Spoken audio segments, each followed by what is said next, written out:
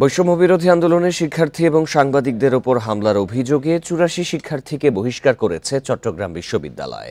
সন্ধ্যায় বিশ্ববিদ্যালয়ের সমাজবিজ্ঞান অনুষদে আন্দোলনের শহীদদের স্মরণে আয়োজিত এক অনুষ্ঠানে এই ঘোষণা দেন উপাচার্য অধ্যাপক ড মোহাম্মদ কামাল উদ্দিন।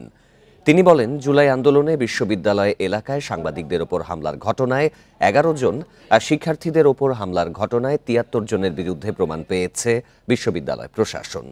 তাদেরকে বিভিন্ন মেয়াদে বহিষ্কার করা হয়েছে। এদের বেশিরভাগই নিষিদ্ধ সংগঠন ছাত্রলীগের নেতাকর্মী। ৮৪ শিক্ষার্থীকে স্থায়ী বহিষ্কার কেন নয় তা জানাতে একটি নোটিশও দেওয়া হয়েছে। সন্তোষজনক জবাব না পেলে স্থায়ী বহিষ্কারের সিদ্ধান্ত নিতে পারে প্রশাসন।